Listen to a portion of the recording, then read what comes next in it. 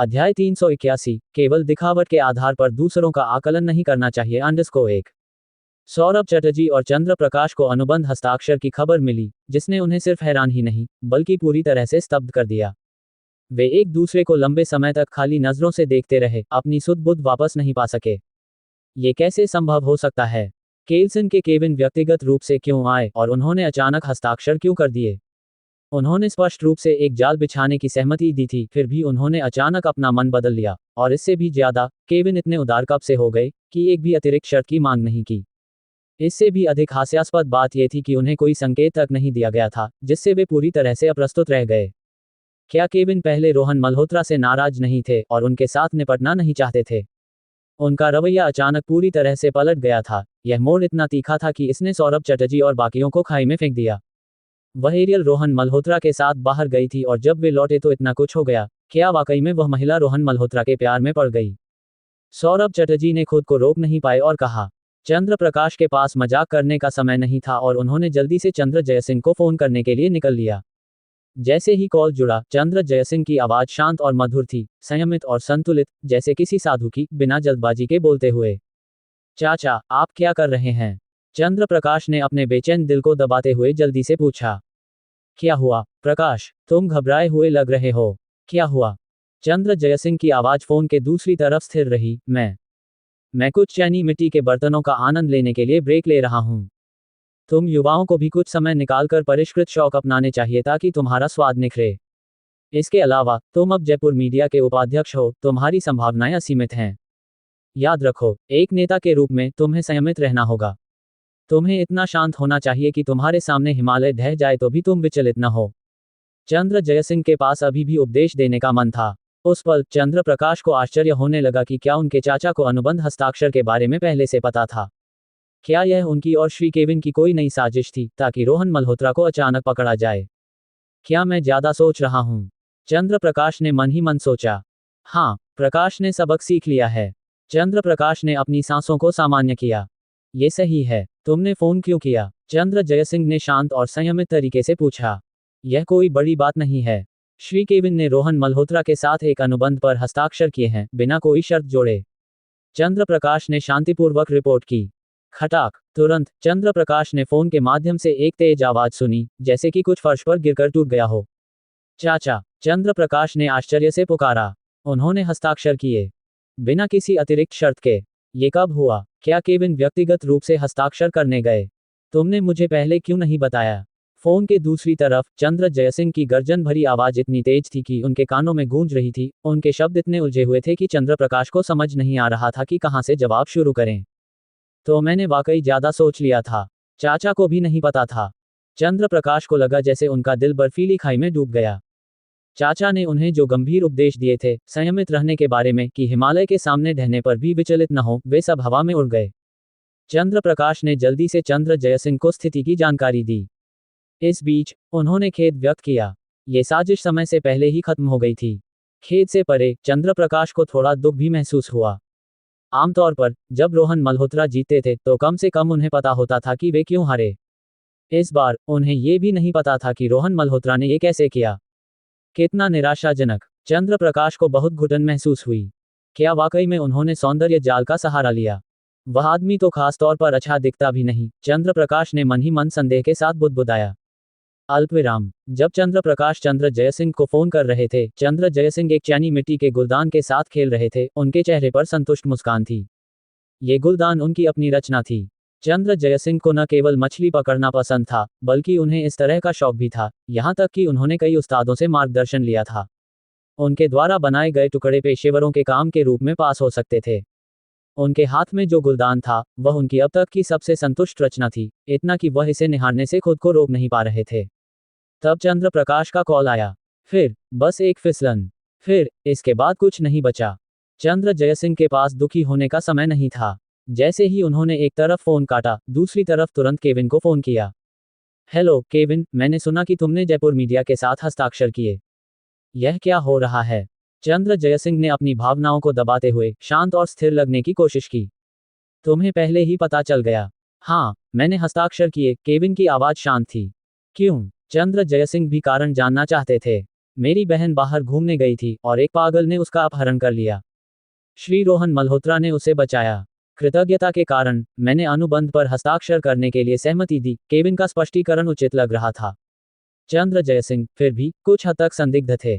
क्या ये वाकई इतना सरल है? तो पहले से कुछ क्यों नहीं कहा? तुम अभी कहाँ हो? मैं तुमसे बात करना चाहता हूँ, चंद्र जयसिंह ने कहा। मैं हवाई अड्डे पर हूँ। कुछ दिनों में मेरी माँ का जन्मदिन है और एरियल और मैं वापस जा रहे हैं।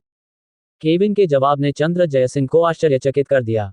क्या केविन वाकई जयपुर को बिना कोई सूचना दिए छोड़ रहे थे? इतनी जल्दबाजी में? पुराने सहपाठी, तुम मुझसे कुछ छिपा तो नहीं रहे, है ना? चंद्र जयसिंह ने संदिग्ध होकर पूछा। उन्हें हमेशा लगता था कि इस स्थिति में कुछ जटिल था। केविन के कारण तर्कसंगत थे, लेकिन कुछ गलत लग रहा था। हाँ, मैं क्यों छिपाऊंगा? केविन ने सूखी हंसी हंसे, फिर एक पल के लिए चुप हो गए। तुम रोहन मल्होत्रा के बारे में कितना जानते हो? केविन ने अचानक पूछा। चंद्र जयसिंह हैरान थे। कुछ नहीं, केविन ने हिचकिचाते हुए प्रतीत हुए, लेकिन अंत में एक और वाक्य जोड़ा, अच्छे लेंस खराब फ्रेम। केविन, जो अब तक हिंदी बोल रहे थे, ने अचानक अंग्रेजी में एक वाक्य कहा। चंद्र जयसिंह एक पल के लिए हक्के बक्के रह गए। मैं अब प्लेन में चढ़ रहा हूं, अब और बात नहीं, अलविदा। केविन ने फिर से हिंदी में कहा। इसके बाद एक व्यस्त टोन बजा। चंद्र जयसिंह ने भौहें सिकोड़कर अपने फोन को देखा। उनकी बोली जाने वाली अंग्रेजी काफी अच्छी थी, लेकिन उन्हें केविन के कहे का अर्थ समझ नहीं आया। चंद्र जयसिंह ने अपने सहायक को बुलाया और अपनी स्मृति से उच्चारण की नकल करने की कोशिश की। अपने सहायक से अनुवाद पूछा। कई कोशिशों के बाद उन्होंने आखिरकार इसे सही किया। इस वाक्य का क्या अर्थ है? चंद्र जयसिंह ने पूछा। दिखावट के आधार पर आकलन न करें। चंद्र जयसिंह चौंक गए और लंबे समय तक चुप रहे। यूरोप जाने वाली उड़ान में एरियल केविन के बगल में अनिच्छुक भाव के साथ बैठी थी। वह अभी वापस नहीं जाना चाहती थी। अगर तुम्हें अपने पुराने सहपाठी के नाखुश होने की चिंता थी, तो तुम अकेले जा सकते थे। तुमने मेरे लिए भी उड़ान क्यों बुक की? एरियल ने नाखुशी से बड़बड़ाया। क्या तुम इस जगह को छोड़ने में अनिच्छुक हो या यहाँ के किसी व्यक्ति को? केविन ने उनकी चुटकी ली, फिर कुछ गंभीर हो गए। ये सिर्फ चंद्र जयसिंह के साथ अप्रियता से बचने के लिए नहीं है। तेजस्वी के साथ यह सहयोग महत्वपूर्ण है। तुम्हें मेरे साथ वापस आकर कुछ चीजों को सुलझाना होगा। ये कहने पर एरियल का भाव कुछ हद तक सुधर गया। वहां चीजें स्थिर होने के बाद तुम जब चाहो यहां आ सकती हो, मैं इसका समर्थन करता हूं, केविन ने मुस्कान के साथ कहा। उनकी मुस्कान में चिढ़ाने का रंग था। एरियल ने उनकी ओर आंखें तरेरी और बुदबुदाई। अनुबंध हस्ताक्षर सफल रहा। मुझे नहीं पता कि श्री रोहन मल्होत्रा इस बार संतुष्ट हैं या नहीं। अल्पविराम। रोहन मल्होत्रा के लिए अभी ये संतुष्टि से कहीं बढ़कर है। वह अत्यधिक प्रसन्न है। मिशन पूरा हुआ, अंक प्राप्त हुए। अध्याय 382। तुम्हें कुछ भी समझ नहीं आया _1। जयपुर मीडिया समूह की एक सहायक कंपनी की ओर से हमने केल्सन कंपनी के साथ आधिकारिक तौर पर एक अनुबंध पर हस्ताक्षर किए हैं। इस हस्ताक्षर के लिए केल्सन कंपनी द्वारा प्रस्तावित अतिरिक्त शर्तें शून्य हैं। मिशन सफलतापूर्वक समाप्त हुआ। उच्चतम स्तर की पूर्णता के साथ 20 अंक प्राप्त हुए। वर्तमान कुल स्कोर महाप्रबंधक स्तर के लिए 75 अंक है, महाप्रबंधक स्तर से केवल 25 अंक दूर। रोहन मल्होत्रा के दिमाग में संकेतों की एक श्रृंखला ने उन्हें इतना खुश कर दिया कि वह मुस्कुराना बंद नहीं कर सके। उनकी सारी व्यस्त कोशिशें व्यर्थ नहीं गई थीं, क्योंकि उन्होंने अपने स्कोर को तेजी से बढ़ते देखा। ये वास्तव में रोमांचक था। अब महाप्रबंधक स्तर से केवल 25 अंक दूर, पदोन्नति वास्तव में नजदीक लग रही थी। रोहन मल्होत्रा का उत्साह चरम पर था। उनकी तुलना में सौरभ चटर्जी और चंद्र प्रकाश पूरी तरह से हतप्रभ थे। वे दोनों पूरी तरह से भ्रमित थे कि क्या हुआ था, इसे लगभग अलौकिक घटना मान रहे थे। उन्होंने सोचा था कि अनुबंध इसलिए हुआ क्योंकि रोहन मल्होत्रा का एरियल के साथ कुछ संबंध था, लेकिन हस्ताक्षर के बाद एरियल और केविन तुरंत यूरोप लौट गए, जैसे कि उन्होंने फिर से गलत अनुमान लगाया था। हालांकि अपने दिल में चंद्र प्रकाश को एक अकथनीय राहत का एहसास हुआ। इस घटना के बाद सौरभ चटर्जी और चंद्र प्रकाश के पास रोहन मल्होत्रा के खिलाफ अपनी दूसरी चरण की योजना को स्थगित करने के अलावा कोई विकल्प नहीं था।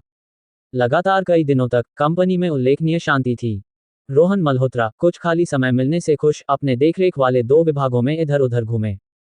हालांकि शांति की सतह के नीचे वास्तव में शांति कैसे हो सकती थी, खासकर जब रोहन मल्होत्रा ने पहले ही सौरभ चटर्जी और चंद्र प्रकाश के साथ खुलकर टकराव कर लिया था। सौरभ चटर्जी और चंद्र प्रकाश ने अभी तक कोई कदम नहीं उठाया था, क्योंकि उनके पास सही अवसर और परिस्थितियां नहीं थीं। इसके अलावा चंद्र प्रकाश ने निराशा के साथ देखा कि जब से केविन और एरियल चले गए थे, चंद्र जयसिंह का रोहन मल्होत्रा से निपटने का उत्साह जैसे खो गया था। ये तो बिल्कुल नहीं चलेगा। दोनों पक्षों ने सार्वजनिक रूप से टकराव कर लिया था, कोई गुंजाइश नहीं बची थी। चाचा के समर्थन के बिना उनके लिए रोहन को पूरी तरह से निपटाना मुश्किल होता। क्या उन्हें रोहन के साथ सक्रिय रूप से सुलह करनी चाहिए?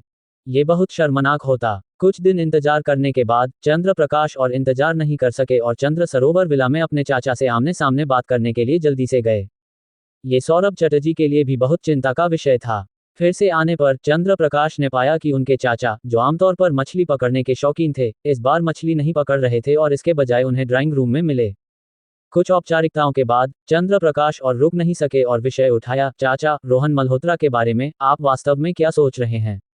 उनसे निपटना सौरभ चटर्जी और मेरे लिए अकेले थोड़ा चुनौतीपूर्ण हो सकता है। हमें आपकी मदद चाहिए। रोहन मल्होत्रा। चंद्र जयसिंह ने नाम बुदबुदाया, थोड़ा भौहें सिकोड़ते हुए और सिर हिलाया। प्रकाश, मैं तुम्हें एक व्यक्ति के बारे में बताता हूं। चंद्र जयसिंह ने विषय से हटकर एक और बातचीत शुरू की। चंद्र प्रकाश बाधा नहीं डाल सके और धैर्यपूर्वक सुनने लगे। तुम इस व्यक्ति को जानते हो, केल्सन के केविन। मैं उनसे तब मिला था जब मैं लंदन में पढ़ रहा था। चंद्र जयसिंह ने अतीत को याद किया। ये व्यक्ति मुझसे 2 साल छोटा, बहुत चालाक और बहुत होशियार था। हमेशा एक कदम उठाते समय 3 कदम आगे की सोचता था। उनकी निर्णय क्षमता अत्यधिक तीक्ष्ण थी। मैं तुम्हें बताता हूँ, हमारे स्कूल की कक्षा में एक दक्षिण अफ्रीकी सहपाठी था। तुम जानते हो, जब लोग दक्षिण अफ्रीका का जिक्र करते हैं तो छवि हमेशा अच्छी नहीं होती। ये सहपाठी एक साधारण व्यक्ति था, बहुत सहज, और उसका जीवन शैली औसत व्यक्ति से अलग नहीं थी। तुम जानते हो, जिनके पास पैसा था, जैसे कि सरदारों के बेटे वगैरह, वे स्कूल में स्पोर्ट्स कार और खूबसूरत लड़कियों के साथ इठलाते थे। एक नज़र में पता चलता था कि वे धनी थे। जब हम उन अमीर दूसरी पीढ़ी के बच्चों के साथ घुलने मिलने में व्यस्त थे, केवल केविन ही उस दक्षिण अफ्रीकी छात्र के पास जाता रहा, यहाँ तक कि वह हमारे बीच निजी तौर पर हंसी का पात्र बन गया। लेकिन तुम जानते हो क्या? उस दक्षिण अफ्रीकी सहपाठी के परिवार के पास एक सोने की खान और एक तेल क्षेत्र था। वह हमारी कक्षा में सबसे धनी दिग्गजों में से एक था। उसी संबंध के जरिए केविन ने अपने जीवन की पहली संपत्ति बनाई। उसने 1 अरब कमाया। चंद्र जयसिंह ने आह भरी। मेरा केविन के साथ अच्छा रिश्ता था, लेकिन वह लड़का अपने मुनाफे का एक पैसा भी किसी के साथ साझा नहीं करता था। अंत में उसने मुझे केवल ये सलाह दी, धनवानों को विवरणों से पहचानो। चंद्र प्रकाश ने प्रशंसा में सिर हिलाया। समझे? चंद्र जयसिंह ने मुस्कान के साथ पूछा। चंद्र प्रकाश ने सिर हिलाया। वाकई समझे? चंद्र जयसिंह ने फिर से हंसते हुए पूछा। चंद्र प्रकाश रुके, पलकें झपकाईं और हिचकिचाते हुए सिर हिलाया। इतनी सरल कहानी, इसमें समझने के लिए क्या नहीं है? तुम कह रहे हो कि हर किसी की सफलता कोई संयोग नहीं है? बकवास। चंद्र जयसिंह की नज़र थोड़ी सिकुड़ी। मैं कह रहा हूं कि केविन, वह हरामी, हमेशा पहेलियों में बात करता है, सारे लाभ खुद हड़प लेता है और फिर मुझे कुछ गहरी लगने वाली, बेतुकी बात कहकर छोड़ देता है। वह कभी सीधे नहीं बोलता। चंद्र प्रकाश, मैं तुम्हें यह इसलिए बता रहा हूं क्योंकि केविन ने इस बार रहस्यमयी तरीके से अनुबंध पर हस्ताक्षर किए, चिकनी मछली की तरह फिसल गया, और जाने से पहले उसने मेरे लिए एक और अंग्रेजी वाक्य छोड़ा। चंद्र जयसिंह की नज़र अनिश्चितता से टिमटिमाई। दिखावट धोखा देती है। जिसका जिक्र है, रोहन मल्होत्रा। भले ही केविन हमेशा रहस्यमयी ढंग से बोलता है, लेकिन उसके शब्द बिना आधार के नहीं होते। इसलिए रोहन मल्होत्रा के बारे में मुझे अचानक एक ऐसी अनिश्चितता महसूस हुई जिसे मैं समझ नहीं सका। चंद्र जयसिंह की आंखें सिकुड़ गईं क्योंकि उन्होंने गंभीरता से कहा, पूरी जांच के बाद वह साधारण लगता है, फिर भी उसने केविन को बिना कोई निशान छोड़े हरा दिया। क्या यह इतना सरल है? क्या हमें उसके बारे में थोड़ा और सतर्क नहीं होना चाहिए? चंद्र प्रकाश के दिल में एक ठंडक छा गई। अगर रोहन मल्होत्रा वाकई उतना सरल नहीं है जितना लगता है, चाचा सतर्क हो रहे हैं, तो मैं इसका खामियाजा भुगतूंगा और बदकिस्मत हो जाऊंगा। यह नहीं चलेगा। लंबे समय से चंद्र प्रकाश ने रोहन मल्होत्रा के प्रति एक सतर्क सम्मान रखा था, लेकिन उससे ज्यादा वह उन्हें हराना चाहते थे। चाचा को संभवतः पीछे हटते देख वह कैसे सहमत हो सकते थे? चाचा, अब जब बात यहां तक आ गई है, आप दूसरा विचार शुरू नहीं कर सकते? चंद्र प्रकाश ने स्पष्ट रूप से कहा, क्या आप जानते हैं कि रोहन मल्होत्रा ने हमारे साथ टकराव के समय हमें कैसे धमकाया था? चंद्र जयसिंह ने उनकी ओर जिज्ञासा से देखा।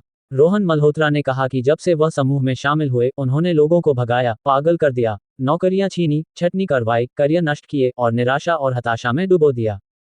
चंद्र प्रकाश, जिन्हें इस बयान की तीक्ष्ण स्मृति थी, ने इसे चंद्र जयसिंह को बताते हुए बड़ा चढ़ाकर कहा। उन्होंने कहा कि वह हर उस व्यक्ति को याद रखेंगे जिन्होंने उनका रास्ता काटा और एक एक करके उन्हें बदला चुकाएंगे, जिसमें मैं शामिल हूं, सौरभ चटर्जी शामिल हैं, और आप शामिल हैं।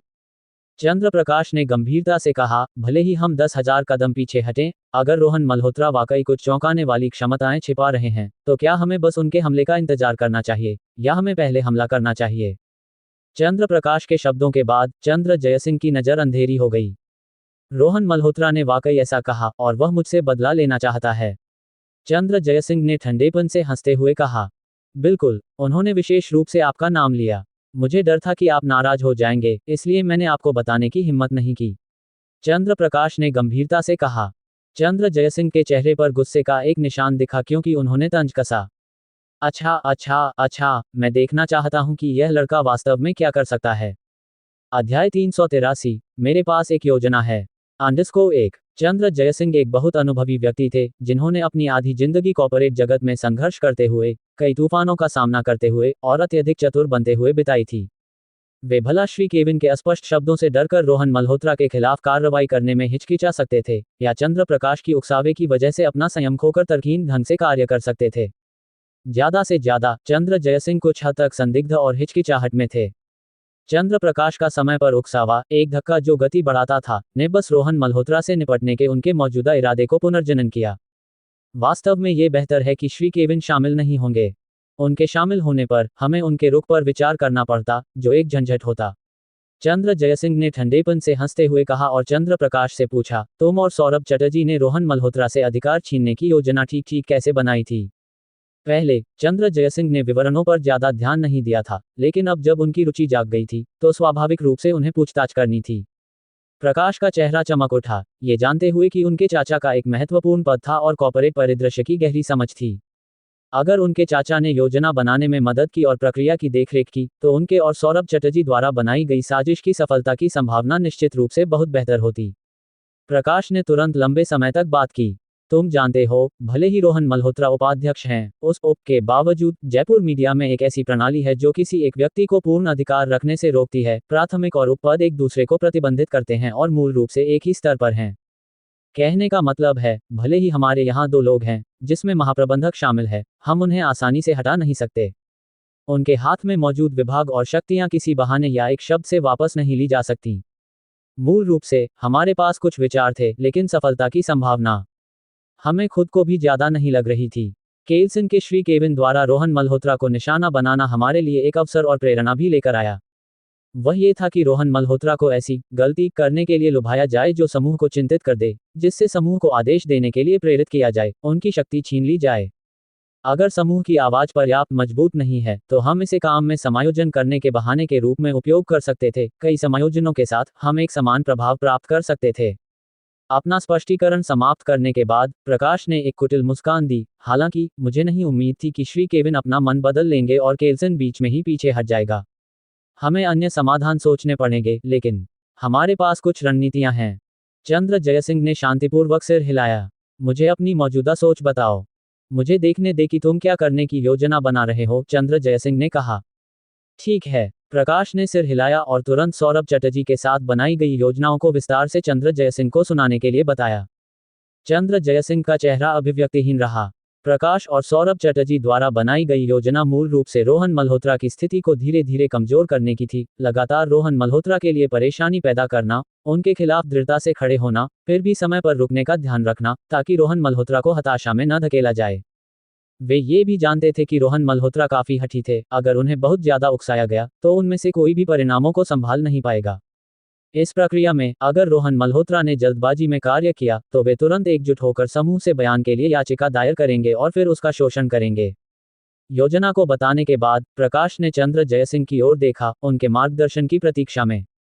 चंद्र जयसिंह की भौहों पर एक गहरी सिकन थी। क्या तुम्हारी रणनीति बस इतनी ही है? ये स्पष्ट था कि वे संतुष्ट नहीं थे। चाचा, आप नहीं समझे, जब रोहन मल्होत्रा को घेर लिया जाता है, वह आसानी से निपटने वाला नहीं है। प्रकाश ने कुछ हिचकिचाहट के साथ कहा। दरअसल वे और सौरभ चटर्जी दोनों रोहन मल्होत्रा से थोड़ा डरने लगे थे। उस आदमी की हरकतें बहुत अप्रत्याशित थीं, और वे आसानी से पूरी कंपनी के सामने अपमानित हो सकते थे। ये समस्याग्रस्त होता। अगर तुम कुछ नहीं सोच सकते, तो यह एक बात है, लेकिन सौरभ चटर्जी भी इसे संभाल नहीं सकते।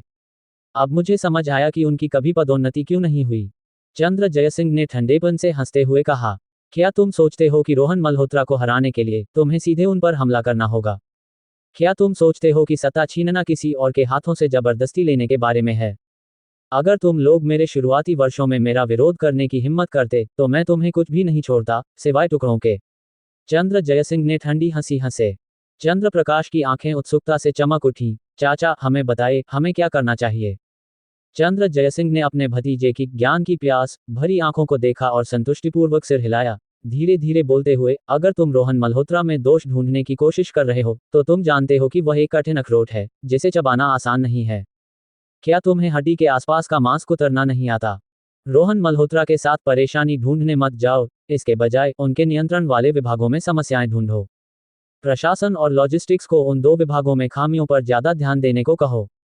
जैसे ही कोई गैर अनुपालन या नियमों और प्रणालियों का उल्लंघन हो, उसका गंभीरता से निपटारा करो। जितना कठोर हो सके उतना कठोरता से निपटो, ताकि वे हर मोड़ पर बाधित हों, कुछ भी हासिल न कर सकें, अच्छा प्रदर्शन न कर सकें।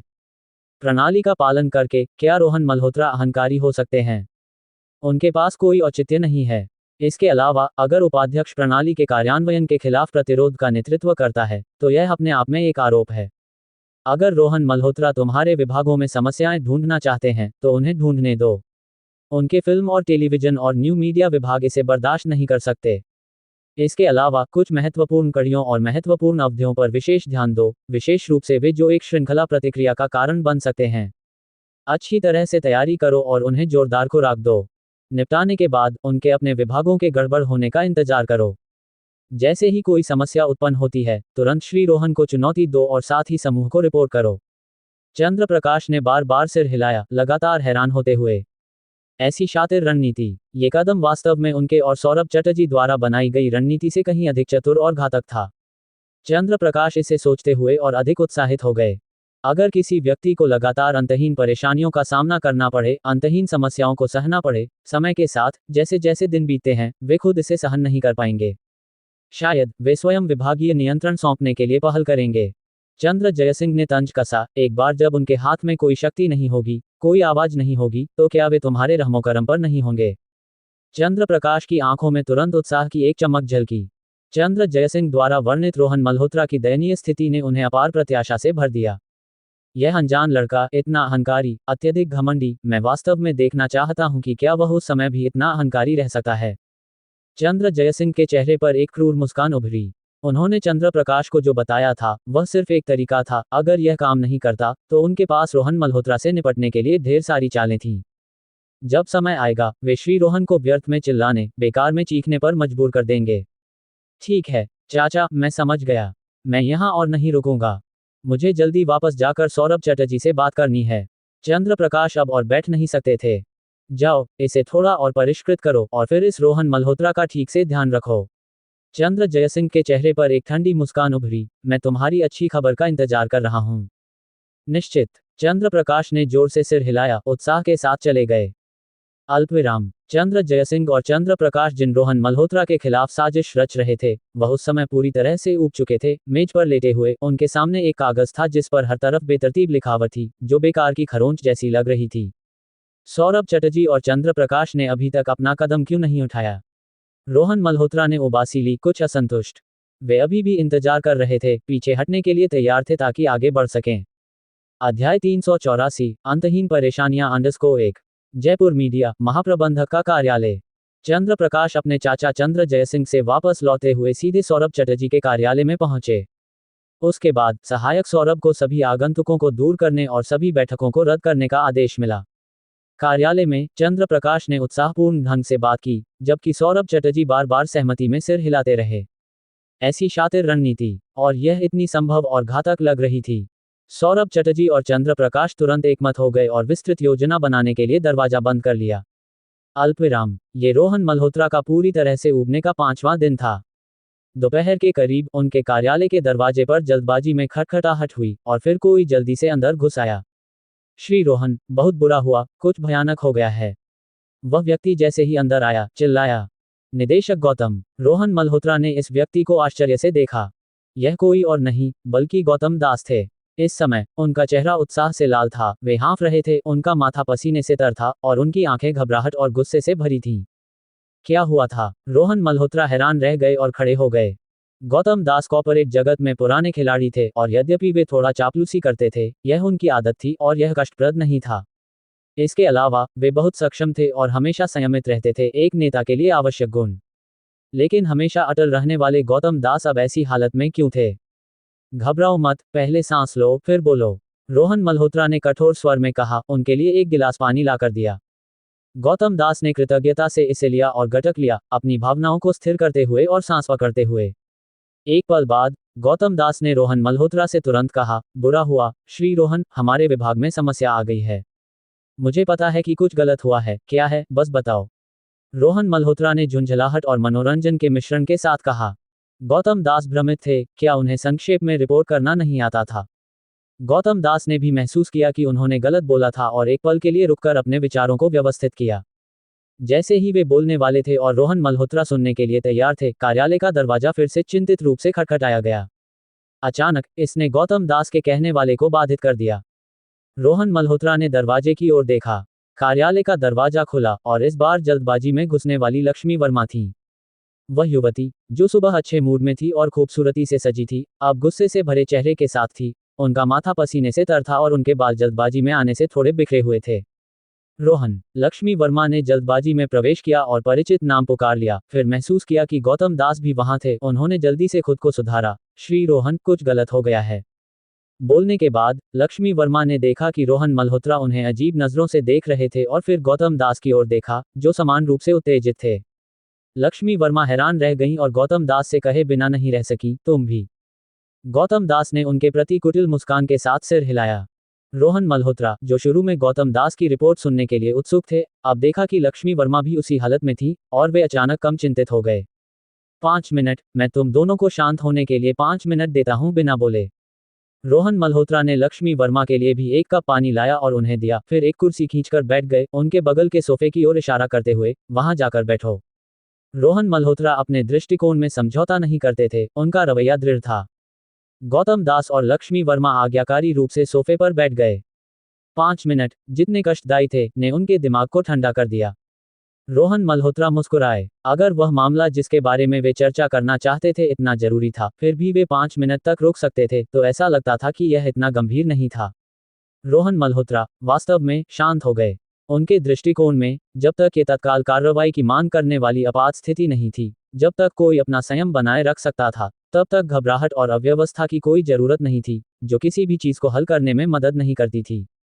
ये 5 मिनट न केवल गौतम दास और लक्ष्मी वर्मा के लिए शांत होने के लिए थे, बल्कि उनके लिए भी थे। इस अंतराल के दौरान रोहन मल्होत्रा ने कुछ शिक्षित अनुमान लगाए।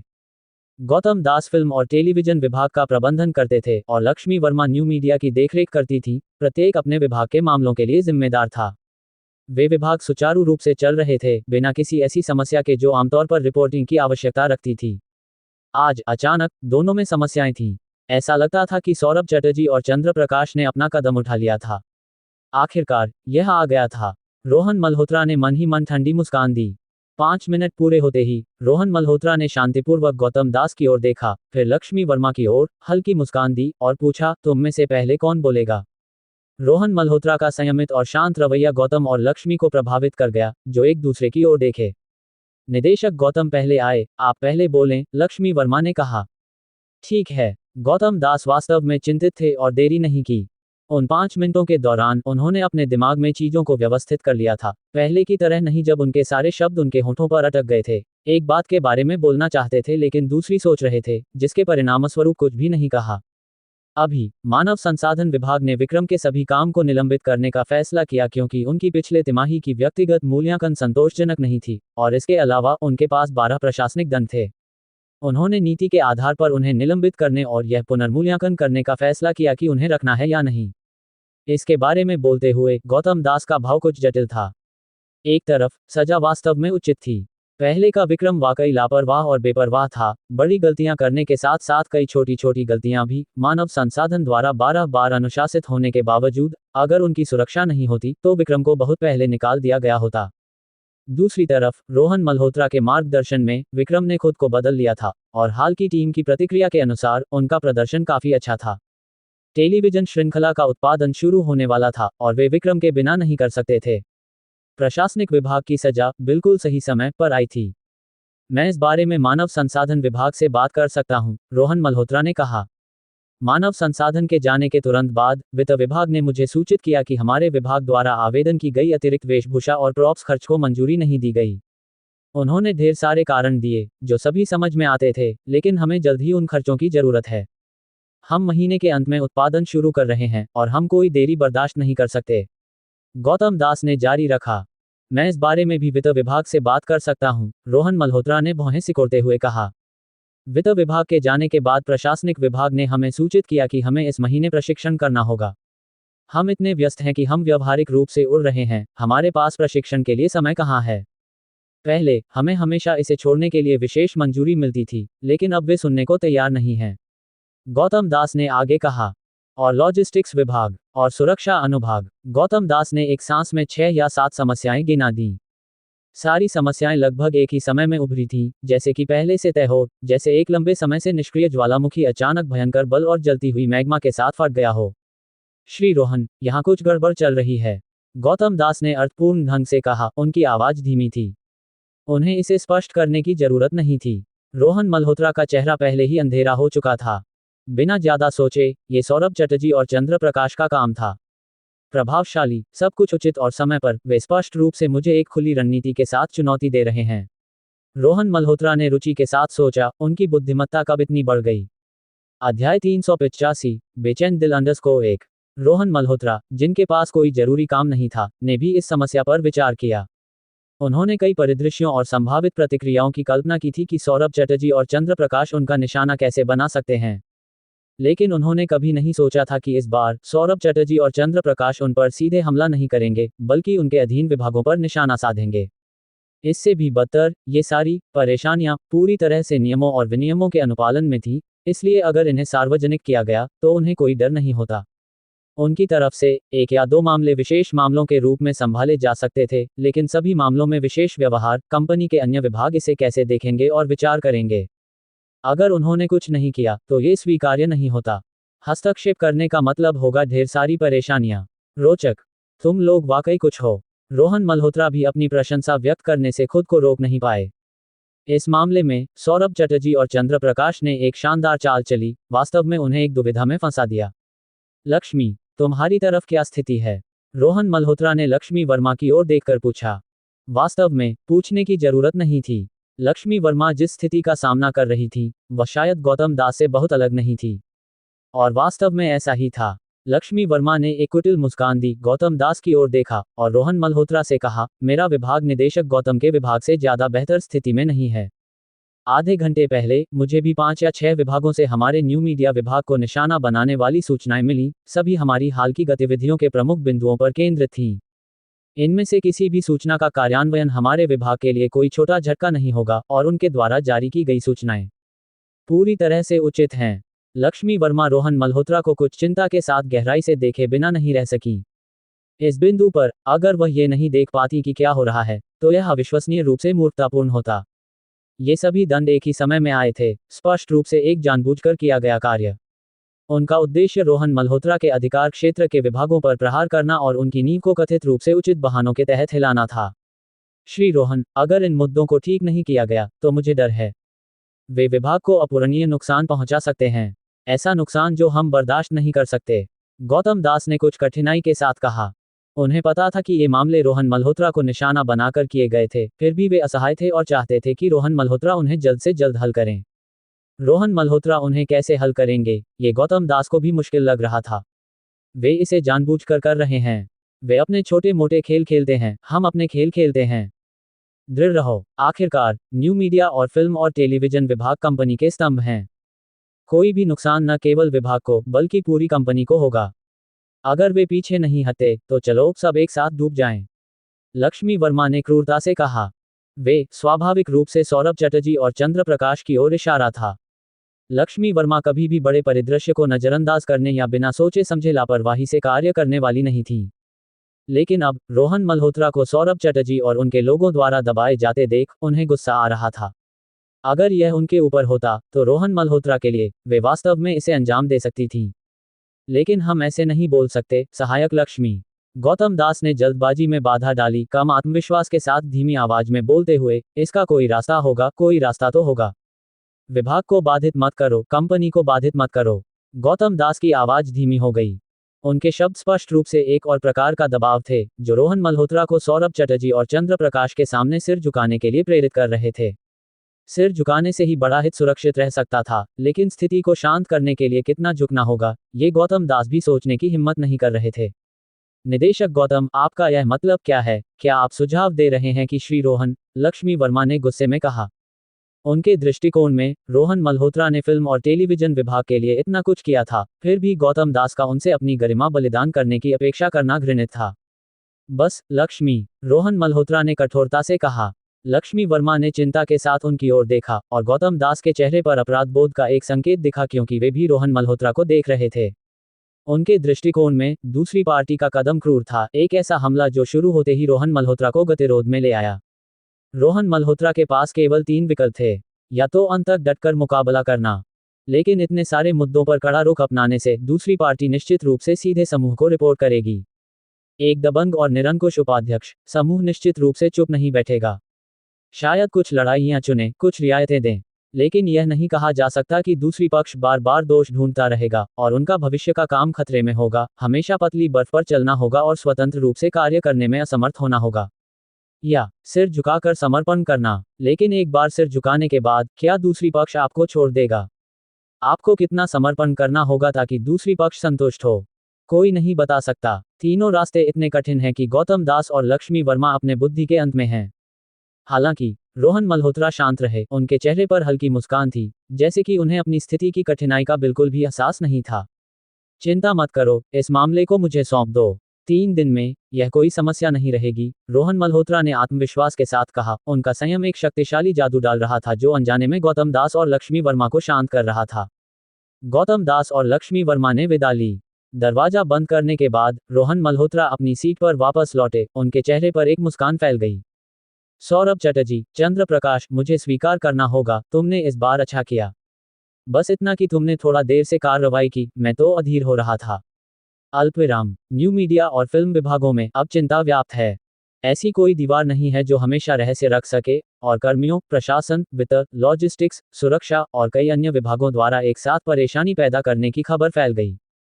हैरानी के बीच बहुत चर्चा थी। ऐसे महत्वपूर्ण समय पर यह सब क्यों हो रहा है? ये सभी विभाग एक साथ हमारी परेशानी क्यों बढ़ा रहे हैं? ये मुद्दे सिर्फ नए नहीं हैं, वे लंबे समय से थे और उन्होंने कुछ नहीं कहा। अब जब हम सब पागलों की तरह व्यस्त हैं, वे परेशानी मचाने आए। इसका क्या मतलब है? बिल्कुल, अगर पहले इनका निपटारा नहीं किया गया, तो बाद में कर लिया जाता। इस समय हमें बाधित करना व्यवहारिक रूप से घातक है। पहले कभी इनका निपटारा नहीं किया गया और यह कोई समस्या नहीं थी, अब एक साथ सब कुछ उठाना स्पष्ट रूप से हमें निशाना बना रहा है। कुछ लोगों ने असली सच्चाई पर चर्चा शुरू की। ये चीजें सरल नहीं हैं, सब कुछ एक साथ हो रहा है। ये सिर्फ हमारे विभाग को निशाना नहीं बना रहा, बल्कि श्री रोहन को भी। क्या तुम सौरभ का जिक्र कर रहे हो? शायद श्री रोहन बहुत प्रमुख रहे हैं और उन्होंने दोनों को नाराज कर दिया है। क्या वे परेशानी नहीं ढूंढेंगे? भले ही यह श्री रोहन को निशाना बना रहा हो, ये बहुत ज्यादा है। ये पूरी तरह से विभाग के जीवन मरण की अनदेखी कर रहा है। शश, अपनी आवाज धीमी रखो। हाय, इस बार यह स्पष्ट है कि वे तुम्हें निशाना बना रहे हैं और यह सब उनके अधिकारों के भीतर है। मुझे डर है कि श्री रोहन के पास कोई विकल्प नहीं है। हाँ, श्री रोहन इस बार क्या कर सकते हैं? दोनों विभागों के लोग अविश्वसनीय रूप से चिंतित और परेशान थे। अल्पविराम। फिल्म और न्यू मीडिया विभागों के अलावा अन्य विभागों ने भी अफवाहें सुनी और उन पर चर्चा की। कुछ लोग, विशेष रूप से गेमिंग विभाग में, दूसरों की दुर्भाग्य में आनंद ले रहे थे। मुझे आश्चर्य है कि श्री रोहन इस बार क्या करेंगे। क्या वे अभी भी अपने अधीनस्थों का बचाव करेंगे? ये समस्याएं प्रणाली से उत्पन्न होती हैं, अगर वे स्पष्ट रूप से उनका बचाव करते हैं, तो हा। इस बार श्री रोहन भी असहाय हैं। चलो बस इंतजार करें और मजाक देखें, हा। हर कोने से ताने और उपहास की आवाजें गूंज रही थीं। अल्पविराम। महाप्रबंधक के कार्यालय में चंद्र प्रकाश और सौरभ चटर्जी एक साथ चाय पी रहे थे, उनके चेहरों पर संतुष्टि लिखी थी। एक दिन के भीतर उन्होंने रोहन मल्होत्रा को हताश स्थिति में डाल दिया था, वे प्रसन्न कैसे नहीं हो सकते। अध्याय 386, श्री रोहन, भोजन और पेय के प्रति रुचि खोना _1। इस बार श्री जयसिंह के सुझाव के लिए धन्यवाद। रोहन मल्होत्रा, मुझे लगता है कि इस बार वे भी अपनी बुद्धि के अंत में होंगे। सौरभ चटर्जी ने हाथों में चाय का प्याला थामे हुए मुस्कुराते हुए कहा, उनका चेहरा खुशी से चमक रहा था। जब से यह रोहन मल्होत्रा जयपुर मीडिया में आए थे, उन्होंने सौरभ को एक पल की शांति नहीं दी थी। आज तक ये लगभग 3 महीने हो चुके थे, लेकिन सौरभ की नज़र में ऐसा लगता था जैसे रोहन वहां हमेशा से थे। एक दिन में 1 साल जीना, ये बिल्कुल ऐसी ही स्थिति थी। अब यह कांटा जो उनके मांस में चुभा था, यह आंखों का दर्द, आखिरकार हार का स्वाद चख चुका था। सौरभ चटर्जी की मुस्कान के बीच उनकी नज़र में एक तेजस्विता थी। बस इस बार अगर वह रोहन मल्होत्रा को दबा सकते तो उन्हें हिमालय के नीचे फंसे बंदर की तरह बना देना, जो कभी नया पत्ता नहीं पलट सके। पिछले कुछ दिनों में सौरभ चटर्जी ने खुद को रोहन मल्होत्रा की जगह रखकर एक रणनीति सोचने की कोशिश की थी, जिसके परिणामस्वरूप अच्छी रणनीतियों का पूरी तरह से अभाव था। ये जाल शानदार था। एक बार इसमें फंसने के बाद बाहर निकलने की कोई सोच नहीं थी। वे निश्चित रूप से असमंजस में हैं। तुम्हें क्या लगता है, रोहन मल्होत्रा अंत में क्या चुनेंगे, कड़ा रुख या समझौता? इस बार वे कितने समय तक टिक सकते हैं इससे पहले कि वे कोई निर्णय लें?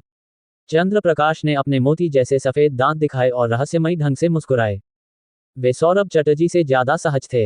ये रोहन मल्होत्रा उनके दिल में लंबे समय से एक काला बादल था। साफ आसमान को आते देख वे खुश कैसे नहीं हो सकते? क्या वह लड़का कभी झुका है?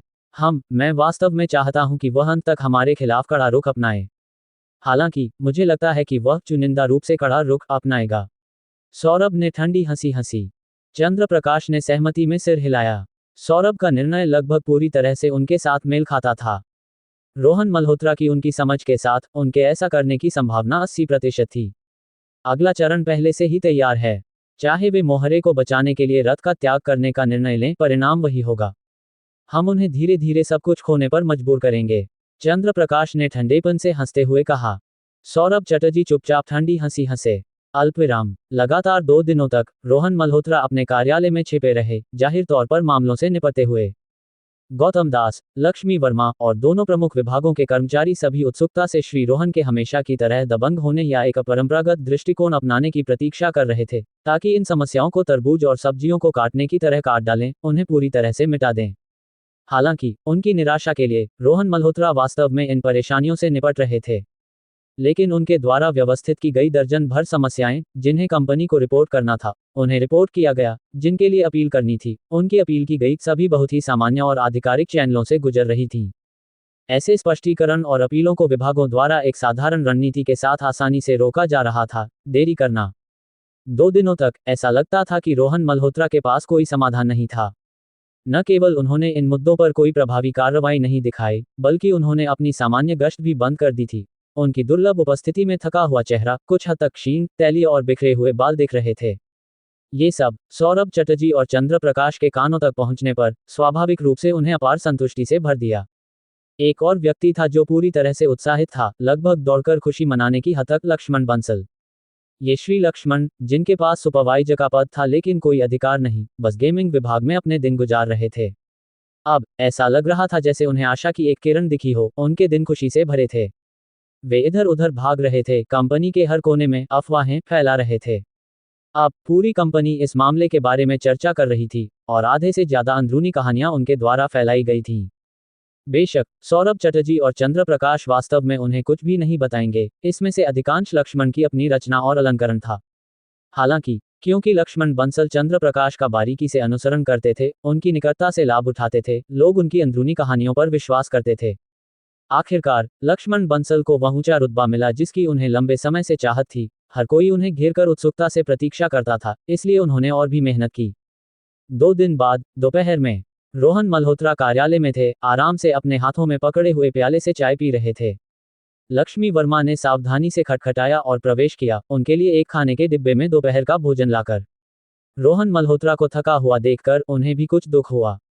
बाहर अफवाहें उड़ रही थीं कि रोहन मल्होत्रा का दुर्भाग्य होने वाला है, जिसके कारण 2 विभागों को उनके साथ कष्ट भुगतना पड़ रहा था। उपहास और दूसरों के दुर्भाग्य में आनंद लेना निरंतर था, और लक्ष्मी वर्मा गुस्से से लेकर कोई समाधान न होने की शून्यता तक पहुंच गई थीं। अब वे केवल रोहन मल्होत्रा की अच्छी देखभाल कर सकती थीं। इस समय दोनों विभागों का अधिकांश काम रुक गया था, और कर्मचारी घबराए और बेचैन थे। रोहन, आज मैं तुम्हारा पसंदीदा मसाला चिकन, तले हुए अंडे और अंगूरी केक लाई हूं। खा लो, लक्ष्मी वर्मा ने जबरदस्ती मुस्कुराते हुए कहा। पिछले 2 दिनों में रोहन मल्होत्रा थके हुए लग रहे थे, और वे कम खा भी रहे थे। जरूरत नहीं, मुझे भूख नहीं है। मैंने अभी तक नाश्ता भी पचाया नहीं है। तुम इसे ले जाओ, रोहन मल्होत्रा ने लापरवाही से मुस्कुराते हुए उनके प्रति कहा। लक्ष्मी वर्मा ने उनकी थकी हुई मुस्कान को देखा, जो अभी भी गर्म थी, और उन्हें दुख का एक झटका महसूस हुआ। मैं इसे यहीं छोड़ दूंगी, तुम्हें खाना ही होगा। सब कुछ हल हो जाएगा, लक्ष्मी वर्मा ने जोर दिया। रोहन मल्होत्रा ने उनकी ओर गर्मजोशी से देखा और मुस्कुराए। वे 2 दिनों में घर से बाहर नहीं निकले थे, पूरी तरह से लक्ष्मी वर्मा पर निर्भर थे जो विभाग के विभिन्न मामलों से निपट रही थी। ये युवा लड़की चुपचाप दृढ़ता से काम कर रही थी, और वह भी स्पष्ट रूप से अधिक क्षीण हो गई थी। लक्ष्मी वर्मा ने खाने का डिब्बा रख दिया और चुपचाप चली गईं। उन्हें खुद खाने का समय मुश्किल से मिल रहा था, ब्रेड से काम चला रही थी, निरंतर काम में व्यस्त, ताकि रोहन मल्होत्रा को थोड़ा और आराम मिल सके। लक्ष्मी वाकई एक अच्छी साथी है, रोहन मल्होत्रा ने उबासी लेते हुए टिप्पणी की। उन्होंने खाने के डिब्बे की ओर देखा, उसकी खुशबू सूंघी और अनजाने में अपनी लार निगल गए। आखिरकार उन्होंने प्रलोभन का विरोध किया, दरवाजे की ओर बढ़े और उसे अंदर से बंद कर लिया। फिर अपनी सीट पर वापस लौटे और एक चाबी निकालकर अपनी ड्रॉअर खोली। श्री रोहन की ड्रॉअर में कोई गोपनीय दस्तावेज नहीं थे, बस बिस्कुट और खाने की डिब्बियां थीं। रोहन मल्होत्रा खाने के डिब्बे को देखते और उसकी खुशबू सूंघते हुए बिस्कुट को अपने मुंह में जोर जोर से ठूंस रहे थे और कड़वाहट भरी हंसी हंसे, मुझे पूरी तरह से किरदार निभाना होगा, खा नहीं सकता, खा नहीं सकता। उन्हें ये देखना होगा कि मैं उस बिंदु पर हूं जहां मैंने भोजन में सारी रुचि खो दी है। कम भक्त, वह मसाला चिकन कितना अच्छा महक रहा है। मैं बाद में चुपके से 2 कौर खा लूंगा, बस 2 कौर। रोहन मल्होत्रा को कुछ अन्याय महसूस हुआ। लक्ष्मी वर्मा उनके प्रति बहुत दयालु थी, इतना स्वादिष्ट खाना ला रही थी, फिर भी उनके लिए यह पूरी तरह से यातना थी। उन्होंने पिछले 2 दिनों में अपने बाल नहीं धोए थे और घर पर एक गेम डाउनलोड किया था, हर रात आधी रात तक खेलते थे। ये सब उस थके हुए रूप को बनाने के लिए था। सौरभ चटर्जी, चंद्र प्रकाश, तुम में से प्रत्येक एक चतुर संचालक है। अगर मैं तुरंत उनके पास गया होता तो निश्चित रूप से मुझे संदेह होता। रोहन मल्होत्रा ने बिस्कुट खाए और सावधानी से अपना मुंह धोया। लेकिन अब समय सही है। रोहन मल्होत्रा ने एक मुस्कान दिखाई, आधार तैयार हो चुका है। अब बात करने का समय है। मेरा ये दबंग उप महाप्रबंधक पहली बार सबके सामने एक विनम्र पक्ष दिखाने वाला है। दरअसल ये पिछले 2 दिन पूरी तरह से खराब नहीं थे, अप्रत्याशित लाभ भी थे। सौरभ चटर्जी और चंद्र प्रकाश द्वारा पैदा की गई कठिनाइयों के कारण रोहन मल्होत्रा ने उन प्रमुख परेशानी वाले मामलों से निपटते हुए वास्तव में काफी कुछ अंक हासिल किए थे, 5 से अधिक, वास्तव में। इस समय वे 80 अंकों के साथ उप महाप्रबंधक थे, महाप्रबंधक स्तर से बस 20 अंक कम। तुम्हारी मदद के लिए धन्यवाद, तो कृपया मुझे एक बार और मदद करो, मुझे जल्दी से स्तर बढ़ाने दो। खुद से बात करने के बाद रोहन मल्होत्रा ने कार्यालय का दरवाजा खींचकर खोला, उनका चेहरा गंभीर था। उन्होंने अपने कपड़े ठीक किए और अपने सहकर्मियों की चुपचाप नजरों के तहत सीधे लिफ्ट की ओर बढ़े ताकि सौरभ चटर्जी के कार्यालय में जाएं। लक्ष्मी वर्मा रोहन मल्होत्रा के कार्यालय में वापस आई, केवल ये देखने के लिए कि खाने का डिब्बा लगभग अछूता था और वे परेशान हुए बिना नहीं रह सकी। इस बार उन्होंने फिर से इसे मुश्किल से छुआ। अगर यह ऐसे ही चलता रहा तो हम क्या करेंगे? श्री रोहन भोजन के प्रति पूरी तरह से रुचि खो चुके थे। पूरा विभाग ये जानता था। अध्याय 387, यह मेरी दूसरी शर्त है _1। जयपुर मीडिया महाप्रबंधक के कार्यालय के बाहर सहायक सौरभ सचिव को निर्देश दे रहे थे, तभी अचानक उन्होंने उसे धीमी आवाज में कहते सुना, सहायक सौरभ, श्री रोहन आ गए हैं। सहायक सौरभ ने सिर घुमाकर देखा। वाकई कोई दूर से इस तरफ आ रहा था, ये रोहन मल्होत्रा थे। रोहन मल्होत्रा को देखकर सहायक सौरभ भावुक हुए बिना नहीं रह सके। वे कभी कितने उत्साही थे, फिर भी अब वे क्या हो गए थे? उनका चेहरा थका हुआ, बाल तैलीय। केवल एक चीज जो नहीं बदली थी, वह थी उनकी आभा जो बनी रही, उनके कदम अभी भी स्थिर थे और उनके चेहरे पर उनकी पुरानी मुस्कान का एक निशान बरकरार था। हाय, श्री रोहन के लिए कितना अफसोस। ये सब इसलिए था क्योंकि उनकी धार बहुत तेज थी, जिसने उनके दोनों सहकर्मियों को नाराज कर दिया था। सहायक सौरभ को भावनाओं का एक झटका लगा, उन्होंने सचिव को जाने का इशारा किया और फिर मुस्कुराते हुए कुछ कदम आगे बढ़े। आखिरकार रोहन मल्होत्रा अभी भी एक उपाध्यक्ष थे और उचित शिष्टाचार आवश्यक था। श्री रोहन, आप आ गए, सहायक सौरभ ने मुस्कुराते हुए अभिवादन किया। क्या श्री सौरभ अंदर हैं? मुझे उनसे कुछ चर्चा करनी है, रोहन मल्होत्रा ने मुस्कुराते हुए कहा। हाँ, वे अंदर हैं, सहायक सौरभ ने सिर हिलाया, रोहन मल्होत्रा को ले गए और उनके लिए कार्यालय का दरवाजा खटखटाया। रोहन मल्होत्रा ने उन्हें एक मुस्कान दी, धन्यवाद दिया और दरवाजा खोलकर अंदर चले गए। वे अभी भी इतने विनम्र हैं, श्री चंद्र से कहीं बेहतर व्यवहार। ये बहुत अफसोसजनक है, सहायक सौरभ ने थोड़े अफसोस के साथ कहा। अल्पविराम। सौरभ चटर्जी मामलों से निपट रहे थे जब उन्हें कार्यालय के दरवाजे पर 5 खटखटाहटें सुनाई दी। लहसेपन धुआं करते हुए उन्हें पता था कि यह उनका सहायक था, बिना ज्यादा सोचे। लेकिन जब उन्होंने सिर उठाया तो उन्हें आश्चर्य हुआ कि रोहन मल्होत्रा अंदर आ रहे थे। रोहन मल्होत्रा को देखकर वे आह भरने लगे। हालांकि उन्हें खबर मिली थी कि गर्वीले और हठी श्री रोहन ने 2 दिनों तक खुद को अपने कार्यालय में बंद रखा था, इतने परेशान थे कि उनकी भूख खत्म हो गई थी। उन्हें व्यक्तिगत रूप से देखना पूरी तरह से अलग बात थी। सौरभ चटर्जी ने सोचा कि भले ही वे 2 दिन लगातार बिना आराम के मामलों पर काम कर रहे होते, वे इस तरह नहीं दिखते। ये निश्चित रूप से मानसिक थकावट के कारण था। श्री सौरभ, रोहन मल्होत्रा ने एक कमजोर मुस्कान दी, उनका अभिवादन करते हुए।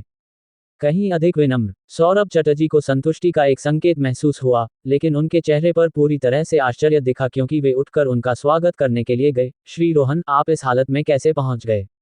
आइए, बैठिए। सौरभ चटर्जी ने रोहन मल्होत्रा के लिए एक कप चाय डाली और उनके बगल में रख दी, फिर उनके सामने बैठ गए। उनका चेहरा चिंता से भरा हुआ। आपको क्या हुआ? ये क्या काम का बोझ बहुत ज्यादा है? रोहन मल्होत्रा ने मुस्कुराकर सिर हिलाया। श्री सौरभ, मैं ठीक हूं। मैं आपसे कुछ काम के मामलों पर बात करने आया हूं। क्या यह उन मुद्दों के बारे में है? सौरभ चटर्जी ने मन ही मन ठंडी हंसी हंसी, लेकिन उनके चेहरे पर थोड़ी कठिनाई दिखी क्योंकि वे विचारमग्न हुए। श्री रोहन, अगर यह उन मुद्दों के बारे में है, आप जानते हैं, बिना नियमों के कोई वर्ग नहीं होता, और नियम एक कंपनी के लिए अपनी मुख्य प्रतिस्पर्धात्मकता को बढ़ाने और इसके विकास को बढ़ावा देने के लिए महत्वपूर्ण है। सौरभ चटर्जी ने रोहन मल्होत्रा को कंपनी की नीतियां सुनाना शुरू किया। अगर रोहन मल्होत्रा जोर देते, तो वे यह उल्लेख करने के लिए तैयार थे कि पूरी कंपनी सख्त सुधार से गुजर रही थी, और अन्य विभाग भी दंड का सामना कर रहे थे। ये वास्तव में सच था, लेकिन अन्य विभागों को केवल 1 या 2 मामूली दंड का सामना करना पड़ रहा था जो न तो यहाँ थे न वहाँ। फिल्म और न्यू मीडिया विभागों को मिलने वाले तीव्र और घातक दंडों की तरह कुछ भी नहीं। मैं आपके साथ फिल्म या न्यू मीडिया विभागों के बारे में बात करने नहीं आया हूँ। सौरभ चटर्जी ने कंपनी की नीति का पाठ शुरू ही किया था कि रोहन मल्होत्रा की टिप्पणी ने उन्हें बीच में रोक दिया। उन 2 विभागों के बारे में नहीं। सौरभ चटर्जी हैरान रह गए। तो फिर रोहन मल्होत्रा क्यों आए थे? उन्हें उनसे क्या चर्चा करनी थी? रोहन मल्होत्रा ने मुस्कुराया और अपने लाए हुए फोल्डर से छपे हुए कागजों का एक ढेर निकाला, उन्हें सौरभ चटर्जी को सौंपते हुए। कृपया इसे पहले देखें। सौरभ चटर्जी ने एक उलझन भरे लुक के साथ उन्हें लिया। स्वैच्छिक नौकरी स्थानांतरण आवेदन प्रणाली, कर्मचारी संस्करण। सौरभ चटर्जी ने आश्चर्य से पढ़ा, रोहन मल्होत्रा की ओर आश्चर्य से देखते हुए। रोहन मल्होत्रा ने उन्हें आगे पढ़ने का इशारा किया। सौरभ चटर्जी ने कुछ नहीं कहा और चुपचाप पढ़ना जारी रखा। जल्दी से पढ़ने के बाद उन्हें समझ आया, ये प्रणाली एक नौकरी स्थानांतरण प्रणाली थी। हालांकि ये नेतृत्व द्वारा तय नहीं की जाती थी, बल्कि कर्मचारियों की इच्छा के अनुसार थी, जिससे उन्हें विभागों के बीच स्थानांतरण करने की अनुमति मिलती थी। बस उन्हें रुचि का एक अभिव्यक्ति जमा करनी थी और प्रक्रिया के अनुसार मूल्यांकन का एक सेट पूरा करना था, और फिर परिवीक्षा अवधि पास करने के बाद स्वीकार करने वाले विभाग के कर्मचारियों, प्रबंधकों और निदेशकों द्वारा मूल्यांकन किया जाता था ताकि अंततः स्थानांतरण हो सके। पूरी प्रक्रिया को बहुत विस्तार से तैयार किया गया था, पूरी तरह से संपूर्ण, लगभग हर संभावित परिदृश्य पर विचार किया गया था। सौरभ चटर्जी ने इसे देखते हुए, उनके दिमाग में उठने वाले किसी भी संदेह को उनके संबंधित उत्तर मिल गए। इसने उन्हें बहुत प्रभावित किया। यह क्या है? सौरभ चटर्जी ने रोहन मल्होत्रा की ओर देखा। हमारी कंपनी में 1 दर्जन से अधिक प्रमुख विभाग और 1000 से अधिक कर्मचारी हैं, प्रतिभाओं का एक वास्तविक खजाना। उनमें से कई बहुमुखी हैं, और अन्य विभाग कभी कभी कर्मचारियों को उधार लेते हैं, रोहन मल्होत्रा ने समझाया। कई कर्मचारी हैं जो अन्य विभागों, अन्य नौकरियों में रुचि रखते हैं, और जिनमें वह क्षमता भी है। लेकिन दुर्भाग्य से उनके लिए स्थानांतरण करना बहुत मुश्किल है। अगर वे करते भी हैं, तो यह ऊपरी स्तर द्वारा व्यवस्थित होता है, शायद अनिच्छा से। ये सब हमारे कर्मचारियों में मानसिक ढीलापन पैदा करते हैं और प्रतिभा की बर्बादी भी। इसलिए मुझे लगता है कि हम विभागों के बीच स्वैच्छिक स्थानांतरण को बैचों में आजमाकर प्रतिभा को खोज सकते हैं और उत्साह बढ़ा सकते हैं। विशिष्ट प्रक्रिया सब कुछ इसमें है, मुझे और विस्तार करने की जरूरत नहीं है। सौरभ चटर्जी ने इसे पलटा। वास्तव में, प्रणाली ने विभिन्न संभावित समस्याओं और अराजकता को भी ध्यान में रखा था और उन्हें कैसे हल करना है, जैसे एक मैनुअल जिसके लिए कोई विचार मंथन की जरूरत नहीं थी, बस अनुसरण करने से सफलता मिल जाती थी। रोहन मल्होत्रा की प्रणाली की प्रेरणा यामिनी कौर से आई थी, जो अभिनय में एक प्रतिभा थी जिसे उन्होंने अनजाने में खोजा था, जिसे प्रणाली से बहुत उच्च अंक मिले थे। अगर कंपनी के 1000 से अधिक कर्मचारियों में से सिर्फ 10 यामिनी कौर हो सकती थी, तो यह उनके लिए काफी होता। हालांकि रोहन मल्होत्रा स्वयं लगातार नई प्रतिभाओं की खोज नहीं कर सकते थे, प्रणाली कर सकती थी। प्रणाली लगातार काम करती रहेगी, नई प्रतिभाओं की खोज करती रहेगी, और रोहन मल्होत्रा तदनुसार अंक जमा करते रहेंगे। कम से कम जयपुर मीडिया में अपने समय के दौरान वे लगातार अंक हासिल कर सकेंगे। ये भी रोहन मल्होत्रा द्वारा लाल कमल के साथ पुष्टि किया गया था। मेरी नज़र में, यह अभी भी थोड़ा रहस्यमय लगता है, सौरभ चटर्जी ने हल्के से हंसते हुए कहा। रोहन मल्होत्रा इस प्रणाली का प्रस्ताव दे रहे थे, जिसके बारे में उन्हें चिंता थी कि यह अराजकता पैदा कर सकती थी, और उनकी इसे आजमाने की कोई इच्छा नहीं थी। इसलिए, यह एक परीक्षण प्रणाली है, जिसमें शुरुआती संख्या पर सीमा और प्रारंभिक स्क्रीनिंग है जो नियमित काम को प्रभावित नहीं करेगी, रोहन मल्होत्रा ने जवाब दिया। सौरभ चटर्जी गैर प्रतिबद्ध रहे, मन ही मन तिरस्कार करते हुए। रोहन मल्होत्रा एक मिट्टी के बोधिसत्व की तरह थे जो नदी पार कर रहे थे, खुद को मुश्किल से बचा पा रहे थे, फिर भी उनके पास इन योजनाओं को बनाने का दिमाग था। हालांकि वे यह नहीं देख पा रहे थे कि रोहन मल्होत्रा को इससे क्या लाभ होगा, जोखिम ही उनके लिए सहमत न होने के लिए काफी थे। अगर अराजकता हुई, तो जिम्मेदार कौन होगा? ये हमारा मुकाबला करने के लिए रोहन मल्होत्रा की जवाबी रणनीति तो नहीं होगी। सौरभ चटर्जी सतर्क हो गए। श्री सौरभ, क्या आपको याद है कि केल्सन के साथ बातचीत से पहले आपने मेरे साथ 2 शर्तों पर सहमति जताई थी? रोहन मल्होत्रा ने मुस्कुराते हुए कहा, ये दूसरी शर्त है। सौरभ चटर्जी चौंक गए। वे इसे कैसे भूल सकते थे? रोहन मल्होत्रा ने उस समय इसका जिक्र किया था, तो ये प्रणाली हाल का अचानक विचार नहीं थी, न ही कोई अस्थायी जवाबी रणनीति। सौरभ चटर्जी हिचकिचाए। रोहन मल्होत्रा की आंखों की गहराई में एक मुस्कान थी, उन्होंने इसे सौरभ चटर्जी को सहमत कराने के लिए जोर नहीं दिया था, ये केवल सौरभ चटर्जी के संदेह को दूर करने के लिए था। अगला होगा उनका, श्री रोहन, नाटकीय प्रदर्शन का क्षण। रोहन मल्होत्रा ने मन ही मन हंसते हुए सोचा। अध्याय 388, वे भी एक चरित्रवान व्यक्ति हैं, है ना? _1 श्री सौरभ, रोहन मल्होत्रा ने गहरी आवाज में पुकारा। उनकी आवाज उत्साह और ईमानदारी से भरी थी। इस स्वर को सुनकर सौरभ चटर्जी कुछ हद तक चौंक गए और उन्होंने सिर उठाकर देखा। उन्होंने रोहन मल्होत्रा को देखा, जिनका चेहरा पूरी तरह से शांत था और वे उन्हें गहरी नजरों से देख रहे थे, उनकी आंखें ईमानदारी से भरी थीं। क्या रोहन मल्होत्रा कुछ दिल से सच्ची बातें कहने वाले थे? सौरभ चटर्जी ने अपने आप से सोचा। वास्तव में, ऐसा ही था। मैं, रोहन मल्होत्रा, अपनी जवानी में जल्दबाजी और आवेगी था, और मैं अक्सर नियमों को समझे बिना काम करता था, जो गलत था, बल्कि भूल थी। रोहन मल्होत्रा का व्यवहार अविश्वसनीय रूप से गंभीर था, जैसे कि वे अपनी आत्मा को उघाड़ रहे हों, लेकिन मैंने जो कुछ भी किया, क्या उसमें से एक भी चीज ने कंपनी की प्रतिष्ठा को नुकसान पहुंचाया, या इसके हितों को हानि पहुंचाई? नहीं, रोहन मल्होत्रा ने अपने ही सवाल का जवाब दिया। जवाब जोरदार और गूंजदार था, यहां तक कि सौरभ चटर्जी भी अनजाने में प्रभावित हो गए। आपकी नज़र में, श्री सौरभ, मैं शायद सिर्फ एक नौसिखिया हूं, अभी शादी नहीं हुई, मेरा अपना परिवार नहीं है। फिर भी मैं एक ऊंचे पद पर हूं और जयपुर मीडिया जैसी बड़ी कंपनी का उपाध्यक्ष बन गया हूं। मैं संतुष्ट और आभारी हूं।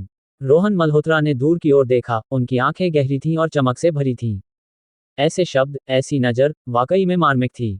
मैं आप नहीं हूं, श्री सौरभ, और मैं ये दावा करने की हिम्मत नहीं करता कि मैंने खुद को हड्डियों तक थका लिया है।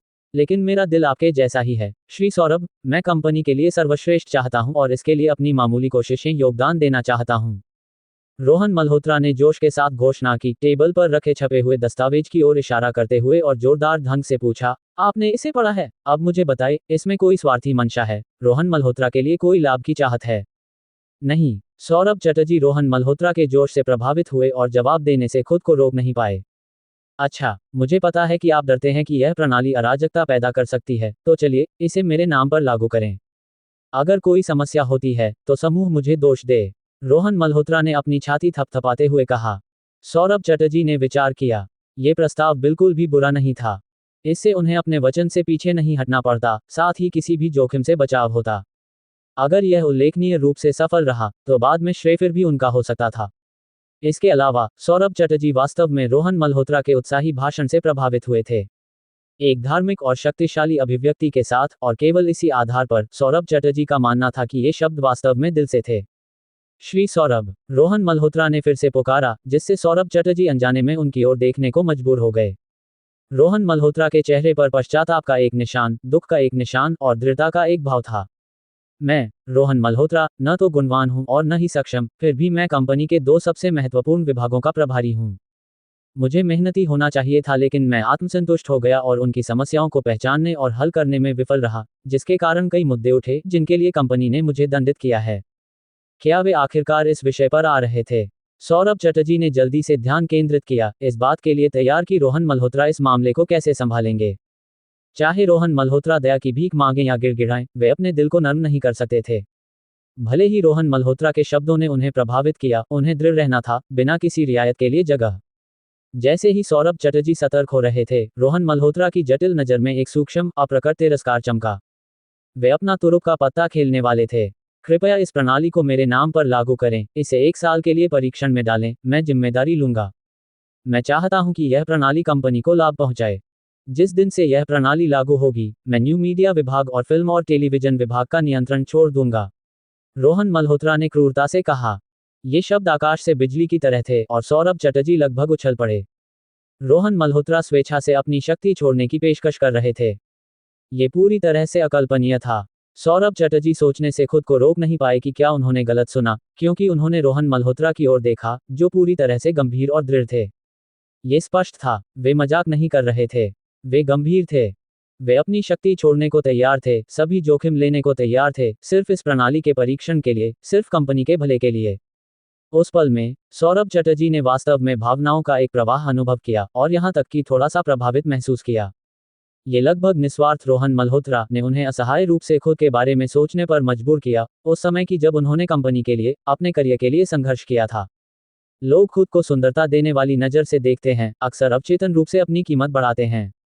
अगर यह विशेष रूप से गंभीर है तो इसे आत्ममुग्धता कहा जाता है।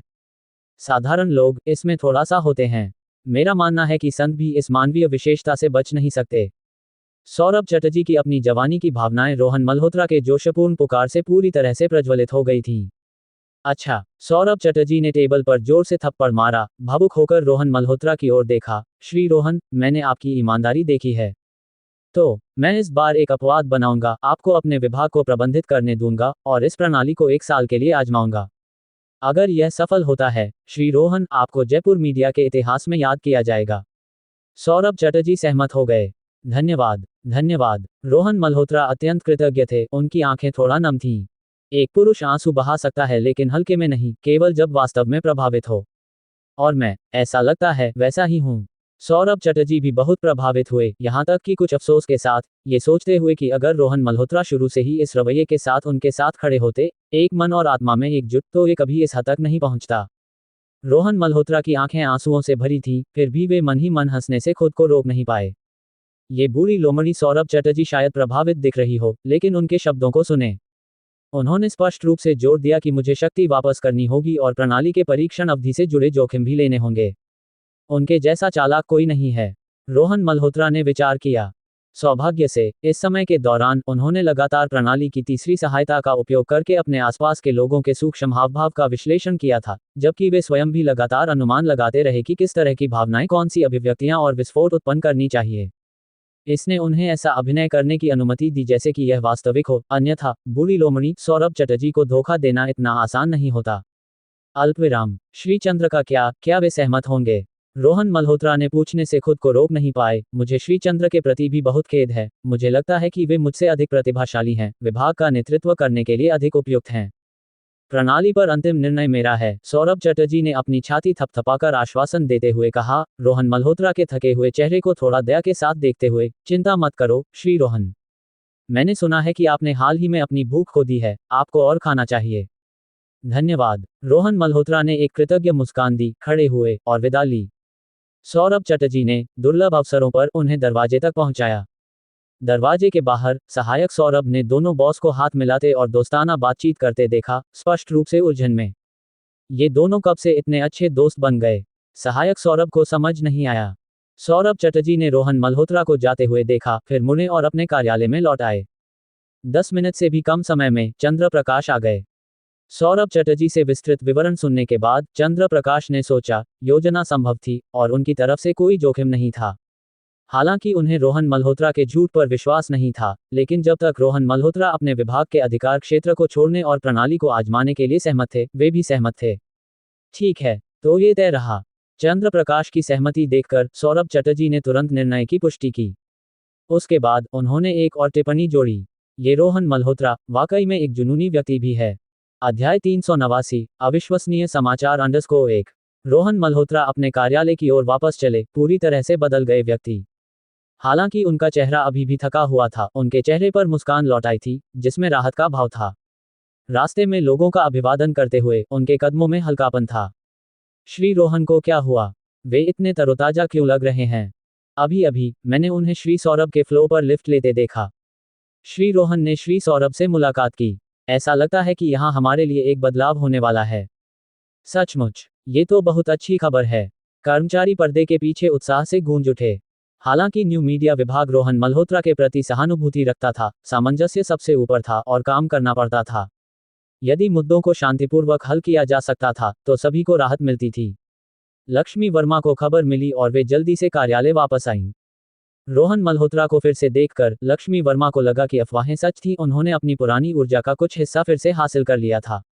रोहन, तुमने श्री सौरभ से मुलाकात की? क्या सब कुछ हल हो गया? लक्ष्मी वर्मा ने पूछने से खुद को रोक नहीं पाई। लक्ष्मी, अभी इसके बारे में बात नहीं करते। रोहन मल्होत्रा ने गंभीरता से उनकी ओर देखा, फिर अचानक एक मजेदार अभिव्यक्ति दिखाई। क्या हमारा दोपहर का भोजन अभी भी है?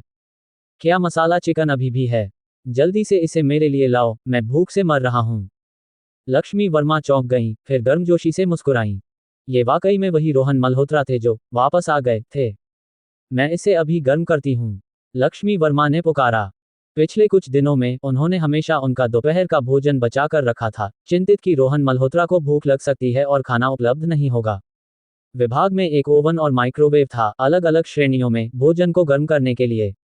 हालांकि स्वाद थोड़ा अलग हो सकता था, फिर भी यह स्वादिष्ट था। 10 मिनट बाद लक्ष्मी वर्मा खाने का डिब्बा लेकर आईं।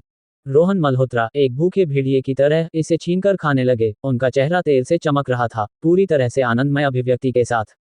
लक्ष्मी वर्मा ने देखा, उनके चेहरे पर एक जानकार मुस्कान थी। पेट भर खाने के बाद रोहन मल्होत्रा ने आखिरकार एक गहरी सांस ली और संतुष्टि के साथ कहा, जिंदा, मैं फिर से जिंदा महसूस कर रहा हूं। लक्ष्मी वर्मा ने बर्तनों को साफ किया और मुड़कर रोहन मल्होत्रा के लिए 1 कप कॉफी और 1 कप चाय लाईं।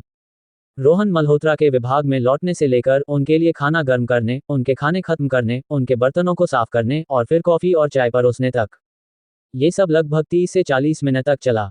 जब लक्ष्मी वर्मा चाय और कॉफी लेकर आईं, तो उन्होंने रोहन मल्होत्रा को अपने कंप्यूटर स्क्रीन पर केंद्रित ध्यान के साथ मुस्कुराते हुए पाया। ऐसा लग रहा था कि वे कुछ पढ़ रहे थे। रोहन, क्या तुम श्री सौरभ से मिलने गए थे? लक्ष्मी वर्मा ने फिर से विषय उठाने से खुद को रोक नहीं पाईं। रोहन मल्होत्रा ने स्क्रीन से नजरें हटाए बिना सिर हिलाया। क्या सब कुछ ठीक हो गया? लक्ष्मी वर्मा ने फिर से पूछा। रोहन मल्होत्रा ने फिर से सिर हिलाया। ये कैसे हल हुआ? लक्ष्मी वर्मा ने जारी रखा। इस बार रोहन मल्होत्रा ने सिर्फ सिर नहीं हिलाया, बल्कि उन्होंने उनकी ओर देखकर मुस्कुराते हुए कहा, तुम जल्द ही पता लगा लोगी। अभी भी रहस्य बनाए रख रहे हैं। लक्ष्मी वर्मा, बेफिक्र, ने उन्हें एक चंचल नजर दी और मुंह बनाया। ठीक है, मैं नहीं पूछूंगी। मैं वापस काम पर जा रही हूँ। वे रोहन मल्होत्रा के लिए खाना तैयार करने में व्यस्त थी और वास्तव में उनके पास ढेर सारे काम उनके इंतजार में थे। जाओ, रोहन मल्होत्रा ने उनकी ओर मुस्कुराया। जैसे ही लक्ष्मी वर्मा मुड़ी और बाहर निकलने वाली थी, रोहन मल्होत्रा की आवाज अचानक उनके पीछे से आई। लक्ष्मी, अगर तुम कंपनी के भीतर कोई भी पार्श्विक पद स्वतंत्र रूप से चुन सकती, तो तुम कहाँ जाना चाहोगी? रोहन मल्होत्रा ने पूछा।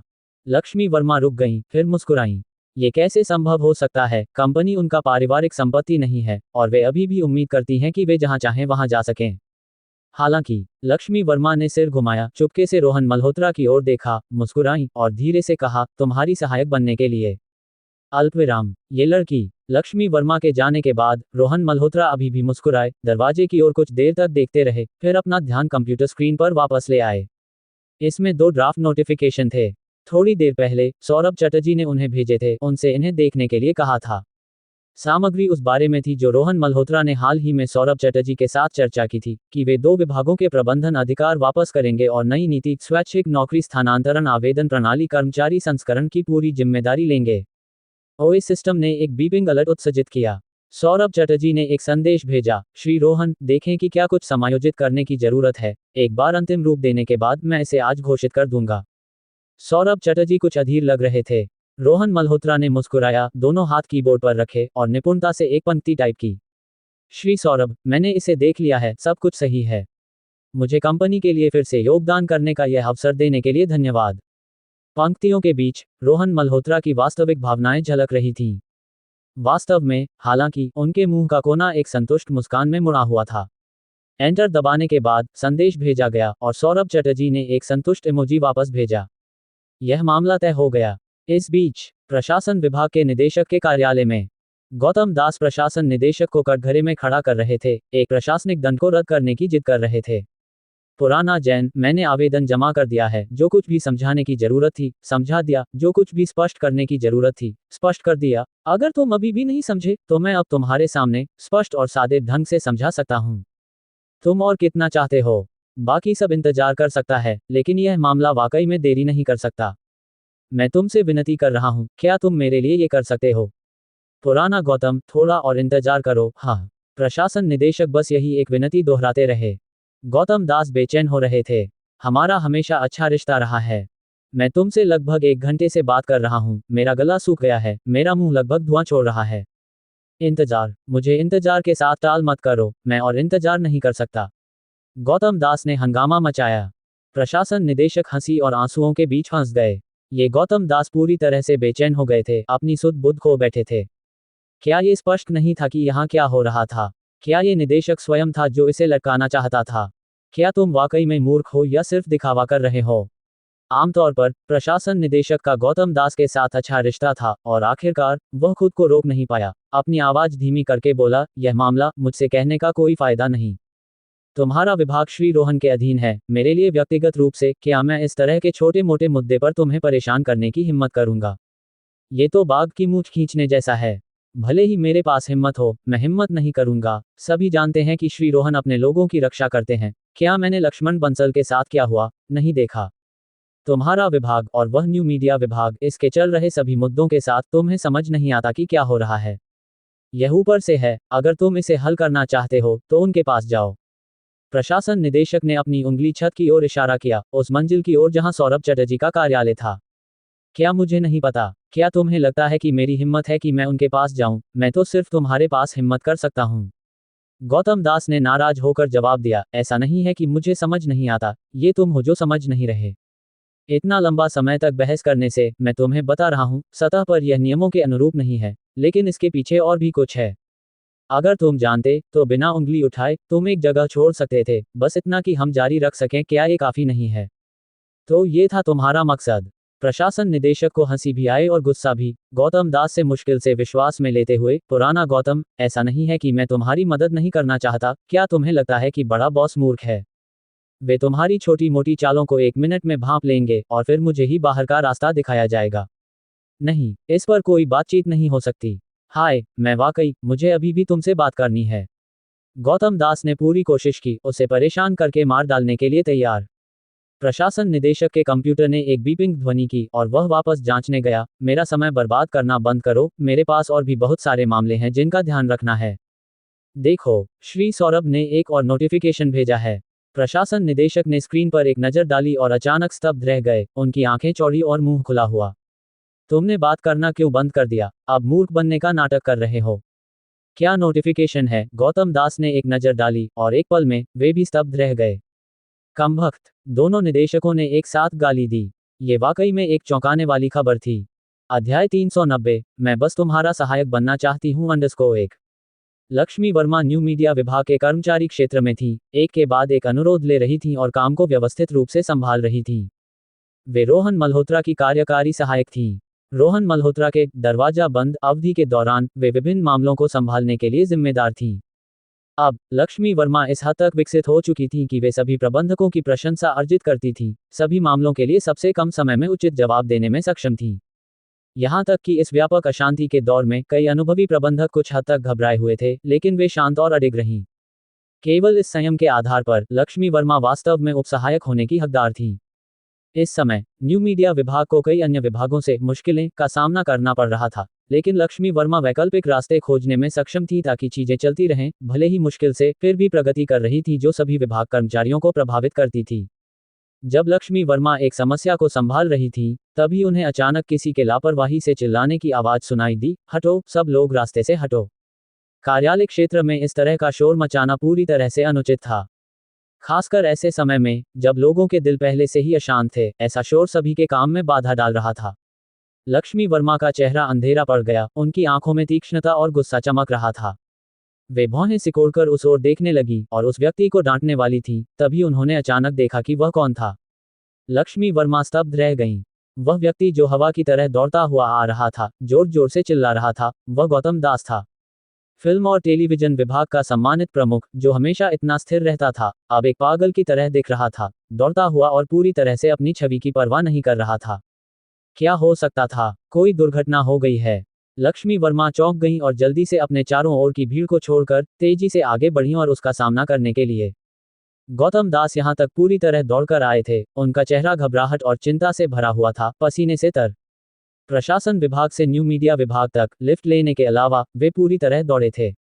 गौतम दास इस साल 50 के दशक में थे और अब युवा नहीं थे। यहां तक कि काम में डूबे रहने के कारण नियमित व्यायाम की उपेक्षा, खराब शारीरिक स्वास्थ्य और कोलेस्ट्रॉल, रक्तचाप और रक्त शर्करा के उच्च स्तर के साथ इस तरह पूरी दूरी दौड़ना पूरी तरह से इच्छाशक्ति से प्रेरित था। अब लक्ष्मी वर्मा के इस तरह बीच में रोकने से गौतम दास की गति ठहर गई और वे और दौड़ नहीं पाए। वे झुक गए, हाँफते हुए, जैसे पानी से बाहर निकली मछली, ऐसा महसूस कर रहे थे जैसे उनके पैरों में सीसा भरा हो, अनियंत्रित रूप से कांप रहे थे। श्री गौतम, आपको क्या हुआ? लक्ष्मी वर्मा ने हैरानी से पुकारा और अपने आसपास के लोगों से कहा, पानी, कोई एक गिलास पानी लाओ। किसी ने तुरंत पानी लेने के लिए दौड़ लगाई और जल्दी से इसे वापस लाया। गौतम दास ने अपनी सांसों को थोड़ा संतुलित किया और जैसे ही लक्ष्मी वर्मा ने उन्हें पानी दिया, उन्होंने इसे एक घूंट में पी लिया, थोड़ा बेहतर महसूस करते हुए। क्या हुआ? लक्ष्मी वर्मा ने उन्हें सहारा देते हुए चिंतित होकर पूछा। गौतम दास को इतना घबराया हुआ देखकर रोहन मल्होत्रा के कार्यालय की ओर इतनी अस्थिरता से दौड़ते हुए लक्ष्मी वर्मा खुद भी चिंतित हो गईं। गौतम दास ने उनकी ओर देखा, फिर आसपास के लोगों की ओर, बोलने में हिचकिचाए, फिर लक्ष्मी वर्मा से फुसफुसाए, चलो, मुझे श्री रोहन से मिलने में मदद करो। लक्ष्मी वर्मा को एहसास हुआ कि यह बात करने की जगह नहीं थी और जल्दी से गौतम दास को सहारा दिया, अन्य लोगों की सहायता से इनकार करते हुए, और रोहन मल्होत्रा के कार्यालय की ओर तेजी से बढ़ी। उन्होंने दरवाजा खटखटाया और फिर उसे खोल दिया। रोहन मल्होत्रा को देखते ही गौतम दास जैसे जीवंत हो गए, फुर्ती से दरवाजे को लॉक करके सुरक्षित कर लिया। इस हरकत ने लक्ष्मी वर्मा को चौंका दिया। रोहन मल्होत्रा एक चाय का प्याला पकड़े हुए थे, उनका चेहरा शांत था क्योंकि वे उन्हें देख रहे थे। श्री रोहन, क्या आपने नोटिस देखा? आखिर क्या हो रहा है? पीछे मुड़कर गौतम दास ने घबराहट और हैरानी में रोहन मल्होत्रा से पूछा। गौतम दास की नज़र में रोहन मल्होत्रा वह व्यक्ति थे जिन्होंने अपनी व्यक्तिगत क्षमता और अधिकार से पूरे फिल्म और टेलीविजन विभाग को सुधार दिया था, इसकी वर्तमान सफलता सुनिश्चित की थी। ये कहा जा सकता था कि रोहन मल्होत्रा ने विभाग को गौतम दास के आदर्शों की ओर निर्देशित किया था, और यहाँ तक कि वर्तमान हिट टीवी सीरीज के प्रमुख किरदार विक्रम, यामिनी कौर, जया राठौर, गौरव यादव और यहाँ तक कि शांति वर्मा, सभी को रोहन मल्होत्रा के प्रयासों से एकजुट किया गया था। अगर रोहन मल्होत्रा फिल्म और टेलीविजन विभाग का प्रबंधन नहीं करते, तो वे कल्पना भी नहीं कर सकते थे कि क्या होगा। प्रशासन विभाग में गौतम दास ने 2 अविश्वसनीय रूप से चौंकाने वाले नोटिस देखे थे जिन्होंने उन्हें डर से कांपने पर मजबूर कर दिया था, अपनी संयम बनाए रखने में असमर्थ। उन्होंने तुरंत प्रशासन निदेशक और उस मामले को जिसे वे तत्काल निपट रहे थे, छोड़ दिया और यहां तक पूरी तरह दौड़कर आए। मैंने नोटिस देखा है और मुझे इसके जारी होने से पहले ही इसके बारे में पता था, रोहन मल्होत्रा ने शांत मुस्कान के साथ कहा।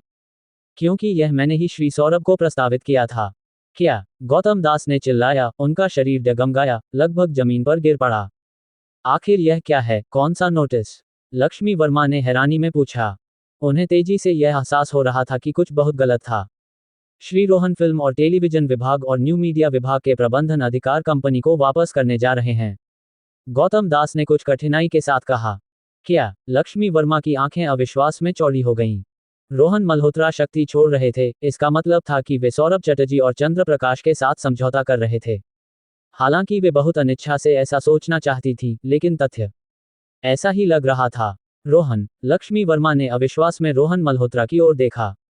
वर्तमान में ये 2 विभाग अच्छा प्रदर्शन कर रहे हैं और बहुत सारा काम रुक नहीं सकता।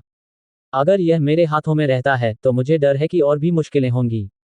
रोहन मल्होत्रा ने उनकी ओर मुस्कुराया, बहुत सारी समस्याएं हैं और भले ही उन्हें हल किया जा सकता हो, क्या विभाग इस देरी को सहन कर सकते हैं? और भविष्य में क्या मुश्किलें कम होंगी? यह विभागों और आप सभी के लिए है कि मैं प्रबंधन अधिकार वापस कर रहा हूं, यह एकमात्र स्थायी समाधान है। रोहन मल्होत्रा के शब्दों ने गौतम दास और लक्ष्मी वर्मा को अवाक छोड़ दिया। इस बार रोहन मल्होत्रा ने आक्रामक रूप से विरोध करने का विकल्प नहीं चुना। वे पूरी तरह से सभी के लिए ऐसा कर रहे थे। ऐसा नेता दुर्लभ था। गौतम दास ने महसूस किया कि उनकी आंखें नम हो रही थीं, एक खट्टा, आंसुओं भरा एहसास उन्हें अभिभूत कर रहा था। उन्होंने मुंह खोला, कुछ कहना चाहा, लेकिन अंत में कुछ नहीं कहा। अंत में गौतम दास ने रोहन मल्होत्रा को गहरे से झुककर नमन किया। श्री रोहन, सभी की ओर से मैं आपको धन्यवाद देता हूं। लक्ष्मी वर्मा की आंखें लाल हो गईं और उन्होंने अपने निचले होंठ को काट लिया ताकि खुद को रोने से रोक सकें। ठीक है, ठीक है, मैं सिर्फ 2 विभाग वापस कर रहा हूं, मैंने छोड़ा नहीं है, मैं अभी भी उपाध्यक्ष हूं। आप लोग ऐसा व्यवहार कर रहे हैं जैसे ये जीवन मृत्यु का विदाई हो, रोहन मल्होत्रा ने हार्दिक हंसी के साथ कहा, उन्हें सांत्वना देते हुए। इसके अलावा गौतम, आपने केवल एक खबर का जिक्र किया, दूसरी का क्या? क्या आपने लक्ष्मी को नहीं बताया? लक्ष्मी वर्मा ने चुपके से अपनी आंखें पोंछीं और उनकी ओर देखा। मैंने आधिकारिक रूप से कंपनी को एक नई प्रणाली प्रस्तावित की है, स्वैच्छिक नौकरी स्थानांतरण आवेदन प्रणाली। आप जो भी पद चाहते हैं, उस स्तर पर आप चुन सकते हैं, बशर्ते आप परिवीक्षा पास करें और उत्कृष्ट प्रदर्शन करें। यह एक प्रणाली है जिसे मैंने स्वयं बनाया है, कैसा है? नवीन है ना? रोहन मल्होत्रा ने मुस्कुराते हुए कहा। लक्ष्मी, क्या मैंने तुमसे पहले नहीं पूछा था? अगर तुम कोई पद अनुभव करना चाहती हो, अब तुम इसके लिए जा सकती हो, यहां तक कि विभागों के बीच भी। रोहन मल्होत्रा ने कहा। मैं केवल तुम्हारा सहायक बनना चाहती हूँ। लक्ष्मी वर्मा ने अपने आंसू पोंछे और रोहन मल्होत्रा को एक मुस्कान दिखाई। चाहे तुम कोई विभाग प्रबंधित करो या नहीं, जब तक तुम यहाँ हो, मैं तुम्हारा सहायक बनना चाहती हूँ। लक्ष्मी वर्मा दृढ़ और निश्चयी थीं। रोहन मल्होत्रा ने उनकी ओर चुपचाप देखा और अचानक मुस्कुराया, ठीक है। अल्पविराम। 1 घंटे बाद पूरा जयपुर मीडिया हिल गया। कारण था आंतरिक नेटवर्क पर 2 प्रमुख नोटिसों का प्रकाशन। पहला ये था कि रोहन मल्होत्रा न्यू मीडिया विभाग और फिल्म और टेलीविजन विभाग के प्रबंधन अधिकार कंपनी को वापस करेंगे। दूसरा ये था कि रोहन मल्होत्रा एक नई प्रणाली की पूरी जिम्मेदारी लेंगे, स्वैच्छिक नौकरी स्थानांतरण आवेदन प्रणाली। ये 2 खबरें जैसे चौंकाने वाली लहरें और उग्र सुनामी थीं, जो कंपनी के हर कोने में तेजी से फैल गईं, लोगों को स्तब्ध और अविश्वास में छोड़ दिया।